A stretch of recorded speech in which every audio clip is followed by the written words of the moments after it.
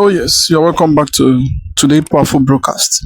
Today we are going to go deeply into the Nigerian history, the cause of this disunity, and the main reason why every zone is agitating, fighting for division, and wanting to be on their own as a free nation.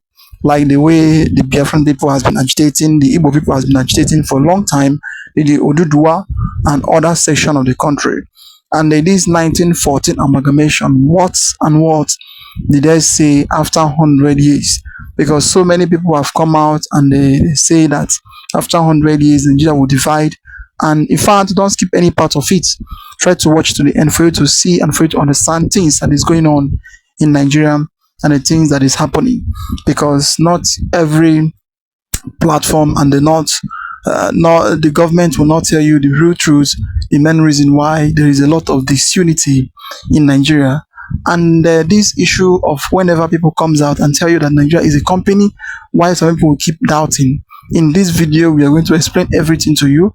So no reason of doubting and no reason of reliving the video. Make sure you watch it for you to understand everything that is going on around you, around Nigeria, and around the government of Nigeria. So according to the title, they say 1914 Nigerian amalgamation and the cause of disunity and agitation all over the country today.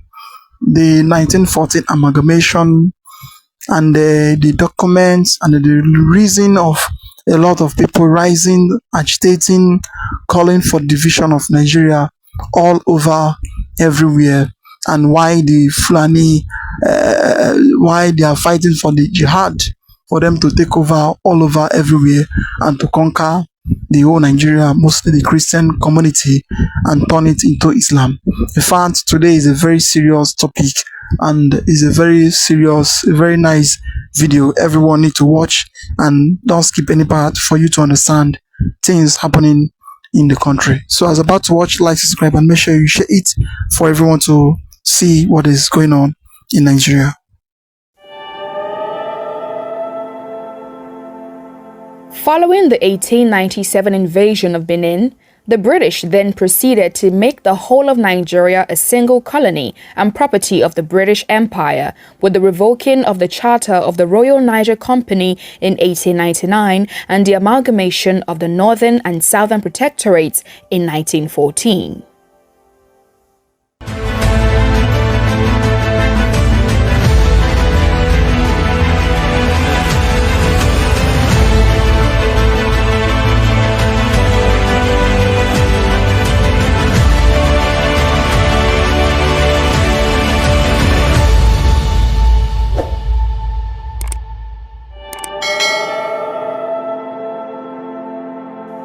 The Royal Niger Company was established as a United Africa Company in 1879. The founder, George Goldie Tubman, who arrived in the Niger Basin in 1877, had developed a single-minded intention of imperial acquisition of the Niger territories. Different firms had earlier been established by British and other European merchants. Upon Goldie's arrival, he sought to establish a trading monopoly maintained by political control and to have the different British firms under one conglomerate. In 1879, he successfully pulled together the three biggest firms operating on the Niger: Holland Jacques and Company, Miller Brothers, and James Pinnock, to create the United African Company. The amalgamation of these individual firms into one would lead to an expansion of the company, and in 1882, the company became known as the National African Company. In 1884, Goldie brought out three French competitors, two small French companies, and the all-important Compagnie Française de l'Afrique Équatoriale, making the company by far the largest firm on the Niger. This was no small feat, and it was achieved just 2 weeks before the Berlin Conference. This feat allowed the British the right to claim a protectorate over the Niger districts. However, this protectorate was threatened by French and German expansionist desires for trading outlets in the Niger-Benue area. Hence, the British had to take some action to protect their territory. At the time, Goldie Tubman was pressing for a royal charter. Seeing how the activities of the company were instrumental to its gaining ultimate control of the Niger and Benue, the British, in July 1886, granted the National African Company a royal charter despite reservations expressed by some groups of traders, such as the Liverpool traders. The company would go on to change its name to Royal Niger Company in order to reflect its elevated status. The Royal Charter gave the company the power to control the political administration and trade policies of any local territories, which it could gain legal treaties, provided that the company did not interfere in local religions, laws, or customs, except if it was necessary to discourage the practice of slavery.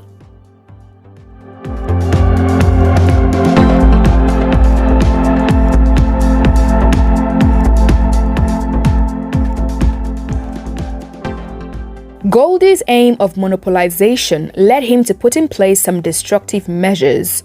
First was the circumvention of the coastal middlemen. This led to the undercutting of the commercial activities of the Liverpool merchants who traded through these middlemen. Also, he went on to replace the monopoly of the coastal middlemen with that of his own company. The company acted as a monopolist in supplying imported goods to African producers. At the same time, it manipulated the prices at which the producers supplied goods, hence forcing them to supply at prices well below that in neighboring territories. Furthermore, there was the establishment of high tariffs on imports and exports. The trading license was set at £150 per annum. This struck out the African middlemen. As for the bigger firms, an additional fee of £100 was to be paid if they intended to trade in alcohol. Import duties were set at a near 100%, thus discouraging these firms from trading.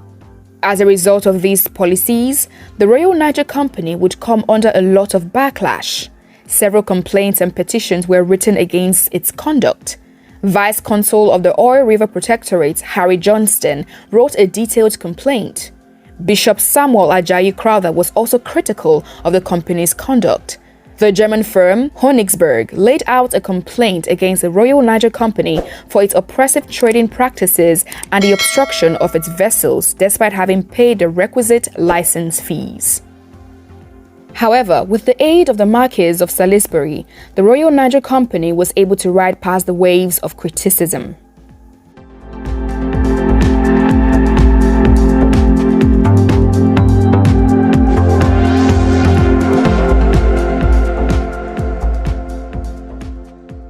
In 1887, the British sought to amalgamate the Oil River Protectorate and the Royal Niger Company. This would trigger immediate objection and opposition from several quarters. At the same time, the Liverpool traders would go into intense negotiation with the company and the British government to extend the charter to the Oil River Protectorate. The implementation of this scheme would, however, fail, largely due to the strong opposition and powerful lobbying by big shipping companies in Britain. The amalgamation was suspended and the scheme was a total failure. This was the start of the decline of the Royal Niger Company. In 1895, two crucial events occurred and were major factors in the collapse of the Royal Niger Company. First was the appointment of Joseph Chamberlain as colonial secretary. He was an avowed opponent of Salisbury.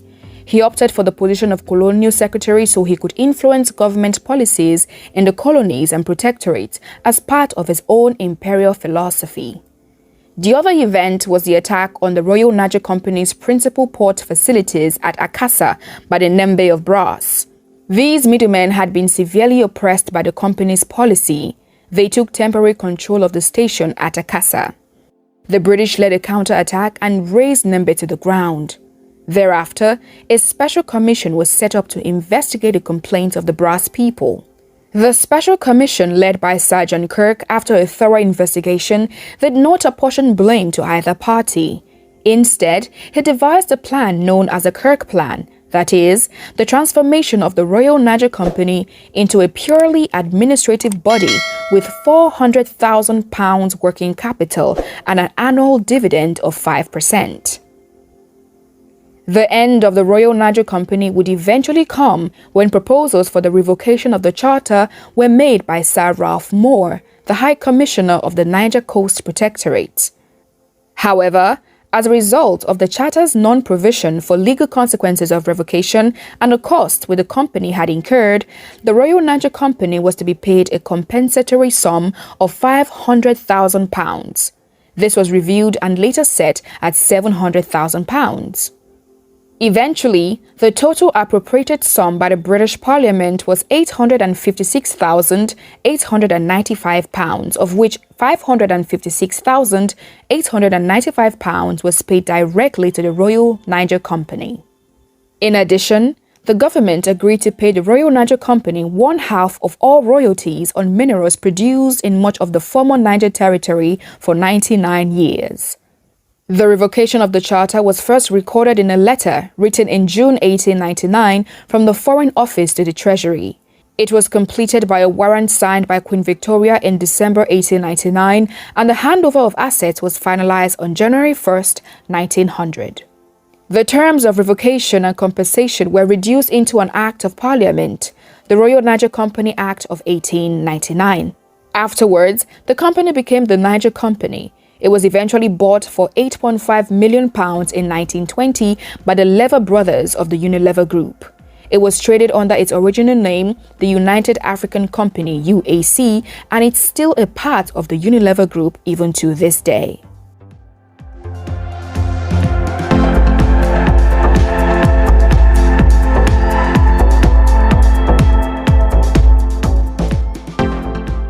By the end of the 19th century and early 20th century, the British had gained absolute and overt control over the territory now known today as Nigeria. There was a complete annexation of Lagos in 1861. Also, by 1885, after the Berlin Conference, the Southern Protectorate was claimed by the British. Following the conquest of the Sokoto Caliphate in 1903, they had the Northern Protectorate under their wings. Hence, there were 3 separate territories: the Colony of Lagos, the Southern Protectorate, and the Northern Protectorate. In 1906, Sir Walter Egerton fused the Colony of Lagos with the Southern Protectorate. This event laid the foundation for the eventual amalgamation of the Southern and Northern Protectorates in 1914. The Southern Protectorate was far more prosperous than the Northern Protectorate. The latter lacked outlets for the exportation of its agricultural produce or imports of essential goods, and it was constantly in need of revenue to develop its railway lines and improve social amenities. As a result, the North ran at a severe deficit and relied heavily on the British Treasury for financial support. At the time, the deficit was met by a subsidy from the Southern Protectorate, and the British also gave an imperial grant in aid of about £300,000 a year. As of 1914, the economy of the Northern Protectorate had struggled under the indirect rule and had not become self-financing. The Colonial Office and Lord Lugard believed that centralizing the protectorate under a single administration would be economically beneficial. The unification of the protectorate would bring better financial management to the country. Lugard, after the conquest of the Sokoto Caliphate, left northern Nigeria in 1906. He was, however, brought back in 1912 to oversee the amalgamation of the protectorates.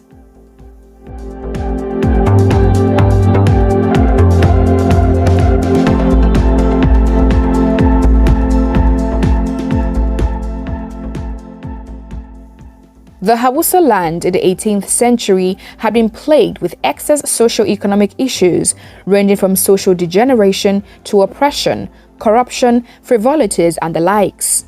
Sheikh Usman Dan Fodio would lead a jihad or a holy war in 1804 as a reaction to the prevalent hypertensive materialistic individualism in Hausa land. By 1810, Dan Fodio had gained absolute control over the entire Hausa states. The Caliphate would be ruled based solely on Islamic laws and values. The influence of the Caliph would now grow rapidly, covering an expanse of land including Bida, Yola, and Ilorin. The Royal Niger Company at the same period had set up protectorates in different regions such as Benin and Calabar. Ultimately, these regions became known as the Niger Coast Protectorate. The advancement of the French towards the Benue, despite the presence of the company on the Niger, would lead the company to conquer Nupe and Ilorin, both in the north. However, their goal was to capture the entire Sokoto Caliphate. Following the revocation of the Royal Charter in 1900, the company's northern territories became the Protectorate of Northern Nigeria. Lord Lugard, a one-time employee of the Royal Niger Company and head of the West African Frontier Force, was appointed High Commissioner by the Colonial Office in London. Earlier on, in 1899, the Royal Niger Company had attempted to erect a military post and a British resident in Sokoto. They would, however, be met with severe opposition from the Sultan. Lugard feared the growing influence of the Sultan might lead to an undermining of his authority and, most importantly, internal revolt within the British-controlled territories. This convinced Lugard that the only effective way of securing the protectorate was the military conquest of Sokoto and its assimilation into the Protectorate of Northern Nigeria. Lugard began his conquest of the Sokoto Caliphate with the conquering of the emirates of Bida and Kontagora on the Niger and Yola on the Benue. He deposed the emirs of these emirates and installed new emirs whose primary qualification to rule was a willingness to submit to Lugard's authority. Thereafter, Lugard and his forces moved into Bauchi and Gombe, and in 1902, Lugard conquered Zaria. The news of the conquest had spread to Kano, and the cities began to prepare for war. The walls were rebuilt and further strengthened. The British forces would be met with heavy resistance in Kano. On February 3, 1903, Lugard invaded the Kano Emirate with 24 officers, 12 non-commissioned officers, 2 medical officers, and 722 rank and file, made up of 550 foot soldiers, 71 artillerymen, and 101 mounted infantry with 75mm guns and 4 Maxim guns. The walls of Kano were impregnable. Unfortunately, this would not be for long. The British found their way through the gates in the west and broke into the strong resistance of Kano. The emir fled and the Kano troops surrendered. Up next was Sokoto.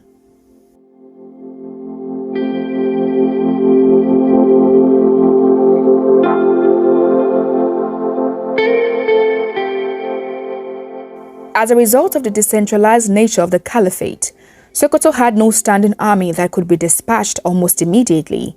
Hence, the Sultan at the time, Atahiru, met with his men and began preparations for the impending war. On February 27, 1903, Lugard and his forces converged in Kwara Namuda. No sooner had the Sultan and his men begun preparations that the British struck.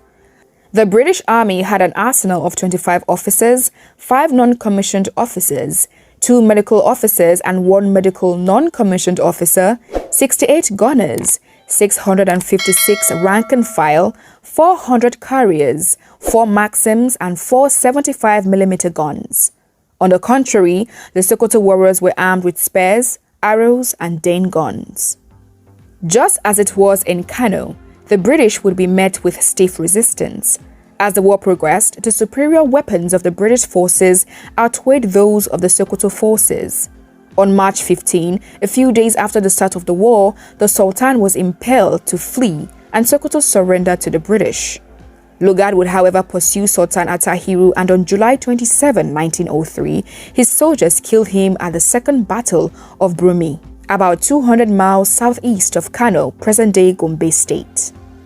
Once Sultan Atahiru's corpse was identified, his head was cut off and the photos were circulated to stem further opposition and to prove to his surviving supporters that their revered Sultan was dead. Lugard would then incorporate all these emirates into the Northern Protectorate, signaling the end of the Sokoto Caliphate, with the emirs willing to rule under British authority to keep their positions.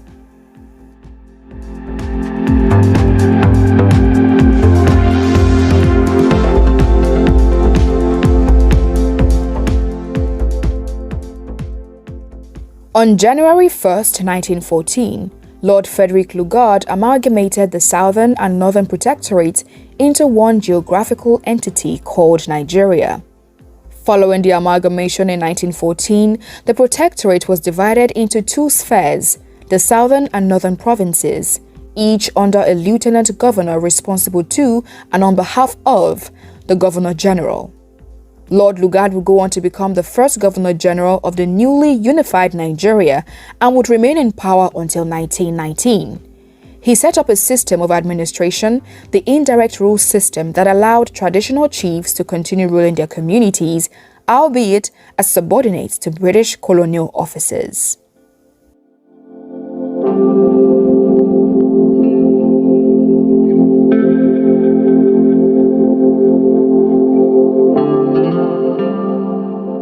With the complete domination of northern Nigeria, the British would continue their invasion into the Igbo heartland with the destruction of Arochukwu. Oh yes, this is a very powerful history. Just a very powerful history. That is the main reason why every part you see in the country, no one accepts to be one. Everybody is being divided through many ways. And the aim of Lord Lugard is to make sure that he is milking the country by all means, conquering his own territory and making them to accept that they are one country. And this same issue is what has been making the country to start to be fighting themselves. No love, no unity, no peace, because of the way everything is being annexed. They join everything in their own interest. And when this business started and how Nigerian finally formed, then created to make sure that it is the interest of the colonial masters, but not the interest of the people. So no matter whatever you do, you try to fight for your own survival, for your own livelihood. The next thing, the Britain, the UK, they will bring you down and they will make sure that, in fact, you die on the process. And that same method has been what the Nigerian government have been using to date, because whoever that rise up to question them, to ask them, why are you doing those things? That the thing that you are doing to us is not fair. It is not okay. That we need a fair and a right judgment and the equal opportunity in every zone. Then the next thing, they will start looking you as the enemy of the country, due to the foundation of the country has been there, and then it is what they use to build the nation. They use fraud, intimidation, crime, corruption, and the issue of bringing people down, mind of people, to make sure that they silence any voice that want to rise up. And if they find that you are somebody that can speak up to the masses or to the people in their own favor, but not in the political leader's favor, that means you'll be fined. You'll be somebody that, if care is not taken, you will see yourself on the ground, or you see yourself life imprisonment without coming out again. That is how it has been. And in fact, it has been there for a long time till date. Nigeria is not a country that you just come up and claim, yes.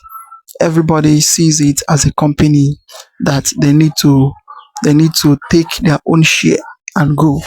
That is why whoever that comes to rule, to govern the people, they used to come in a way that let them take their own share, let them grab their own and go. No matter whatever the people cry, it is none of his business. After all, right from the day one to date, Nigerian has been this way till now. So I would like you to watch the House of Amalgamation of Nigeria, where everything is being formed and everything is being signed, for you to see how the place is looked and what is really happening in that place.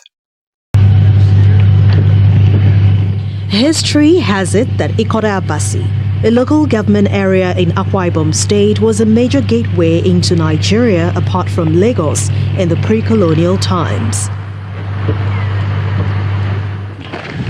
The community had a seaport through which some of the slave masters accessed the southern part of the country. This structure served as residence and office of Lord Frederick Lugard, who was the governor of both the Northern Nigeria Protectorate and the colony of the Protectorate of Southern Nigeria. He lived here with his spouse, Floral Shaw. This is where the Amalgamation Treaty was signed. Consequential artifacts have been left to corroborate history. The house is on elevated concrete pillars. It is a typical house of the late 19th and early 20th centuries.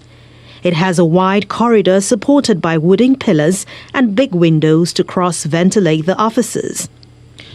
The whole structure is built with wood and corrugated iron sheets for the roof. The original roofing sheets are still here, but have turned dark brown with a good portion of it totally gone. A visitor must be careful to avoid slipping through the holes and sustaining injuries.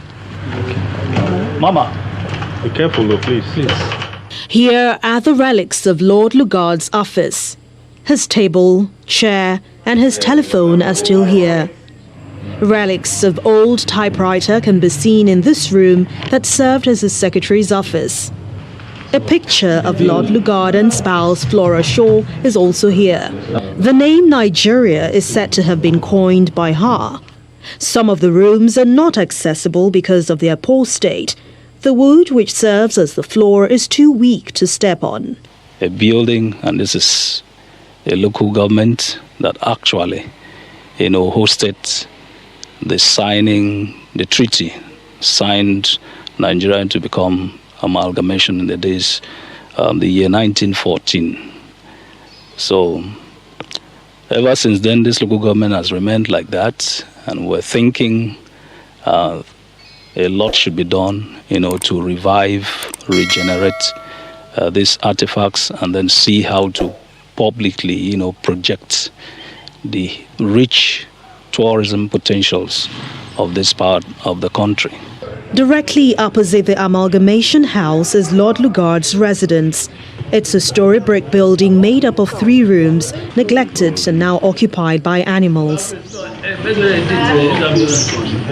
This building is surrounded by other brick buildings used by Lugard's domestic staff. This location also brings to mind the popular Aba women riot of 1929, where women protested ill treatment by the colonial masters. A 72-year-old women's rights activist takes us down memory lane. We can date it from 1925, when women in Calabar protested. And we can add the protests of women in Aba, but we must not forget the protests of women in Utuetemekbu. Women died. In Abak, here in Akwa Ibom State, women died. And then the climax that now forced the colonial masters to do something was here in Ikorobasi. And so if it's to be given a name or a title reflecting a location, it should be Ikorobasi Women's War. Other landmarks here include the Bridge of No Return, which served as the major hub for slave trade.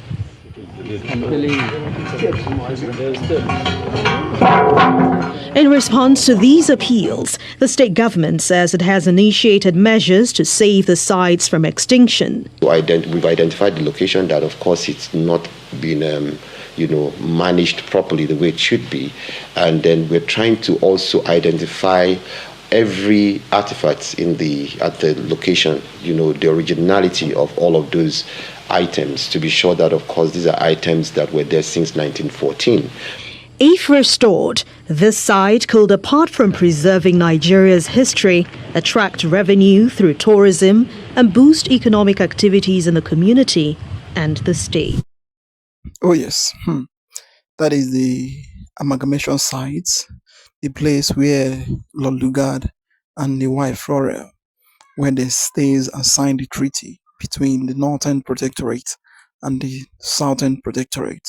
That is the house, that is the place, though you have also see everything by yourself. Well, I would like to hear your comment about what you think about the whole thing going on and what is happening. And the thing that is happening today, is it the site or is it the idea of the British for Nigeria to remain this way? Or is there another means of let Nigeria be apart from the system that find themselves like this? Because as for me and as for the things I'm seeing, Nigeria is not moving the way it should have been. and then the structure of Nigeria is not well okay the way it should have been. And then I believe that they allow people to live on their own and thrive on their own the way they want to be. By now, every zone, every territory would have grown higher than the way it is today. Well, I would like you to comment down below, like, subscribe, and share for everyone to see things going on in Nigeria.